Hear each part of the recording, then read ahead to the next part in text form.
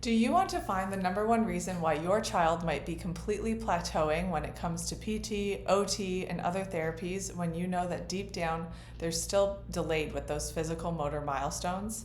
Have you been told that your child is low tone, has a weak core, or their strength is just not there yet? You see, these physical symptoms tend to match up with sensory symptoms as well, like sensory dysregulation, sensory overwhelm, behavioral struggles, and a ton more symptoms. Underneath these physical delays, there is a deeper meaning behind that low muscle tone or weak core. When it comes to the nervous system, you have to have an area that is stuck in hypertension or too much tone, and in this one area that prevents the tone from being directed to the other areas like the core or the limbs.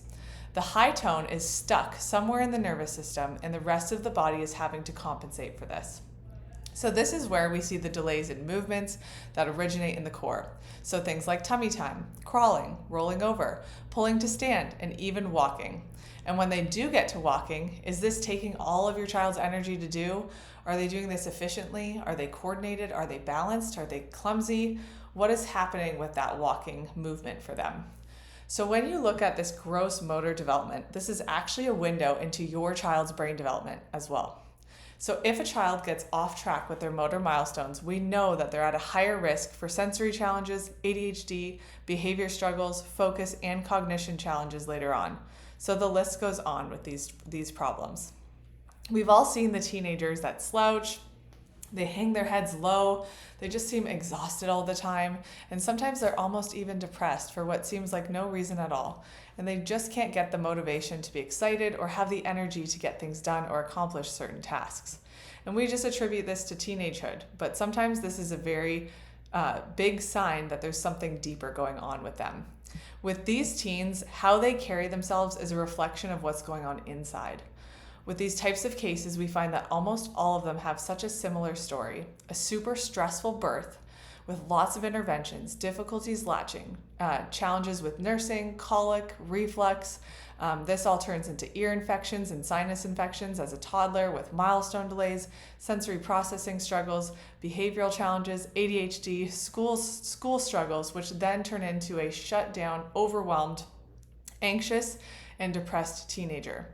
So these issues don't just go away. They change and turn into bigger, more complex issues later on. You see, the body had unaddressed upper neck and shoulder tension from birth, so it starts here.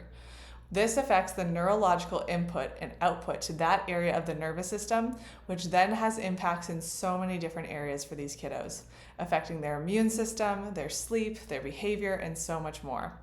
So when we see high tension and high tone in the upper neck and shoulder region, this then takes away from the strength of the core, which presents as low tone and gross motor milestone and developmental delays. So at an early age, you're noticing that they're really not sitting well on their own at around 6 months of age. They're really not starting to crawl on time, or they're crawling improperly, or they're not getting enough strength to even learn how to walk. And so when they get to teenagehood, they're shut down, they lack the energy and motivation to be healthy teenagers like they should be. Now, you may be following the story I share, but you might not be seeing how this really relates or how the upper neck is connected to low tone in general.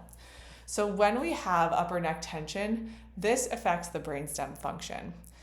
Your brainstem is in charge of so many things, but the main thing that we are focusing on in this video is that the brainstem is the air traffic control center for all motor tone and coordination of muscular activation for your body. So all of your vital communication from your brain to your muscles and your muscles to your brain goes through this brainstem region of your body. And then that controls proprioception, processing, sensory things, vestibular function, which is balance, your muscular tone, and your coordination of all the muscles in your body. So when there is a significant birth trauma, so things like forceps and vacuum extraction, twisting and pulling of the head and neck region of these little babies, trying to get baby out, C-sections, breech presentation, cord wrapped, this creates the first significant tension that happens, which is what we call subluxation or misalignment in the upper neck area. And this goes undetected in the upper neck by traditional PTs, OTs, pediatricians, and the many providers that we speak with. So this high tension in the neck eventually gets exhausted. And this is where we start to see the low tone presentation start to emerge. So yes, your child does have a weak core.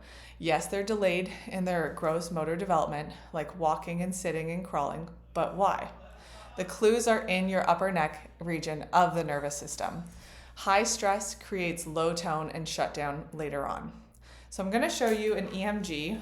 So this is a scan that we take on kiddos in our office, and this is what shows us high and low tone. This is more what we take on teenagers and kids that can sit still for about 3 minutes. So anyone above the age of 5. So as you can see here on that graph, I've highlighted the area where we're seeing high tone in the neck region, in that upper neck area, and this is described with red as more significant muscular tension, because this scan measures how much tension is happening in the muscular system as the child is sitting. And then in the core region, you can see there's underactivation, so almost yellow on one side, where it's basically contrasting with that upper neck area, and it's not enough tone. So we have low tone in the core and high tone in the neck. And so this is a typical presentation for kiddos that I've spoken about in our office that are struggling with low tone. So this is what we see all the time in our office. So that weakness in the core is never going to be stabilized or strong if there is underlying tension in that upper neck area. So all the therapies that you're doing, they can be helping a lot, but if you're experiencing a plateau, you need to basically be looking for more neurological root causes. So we're bringing movement, exercise, and strength into those muscles right at the location of the weakness. But if the neurological input to those muscles is weak, then those muscles will hit a plateau of strength and not be able to improve that without neurologically focused chiropractic care that specializes with kiddos. So we use a variety of techniques to stimulate and activate those neuromuscular patterns to help balance the body out and regulate those areas of drastic high to low tone to make everything work more synergistically for you and your child. So if your child is experiencing this, if you've been diagnosed with low tone and you're just really kind of stuck on where to go next, please reach out to us and let us know how we can help you. Explain what's going on with your child, and we can let you know if we're a good fit for you and if you're a good fit for us, just to make sure that we can do some neurological scans on them and see if that's really the root cause of their low tone or their core weakness. Thank you.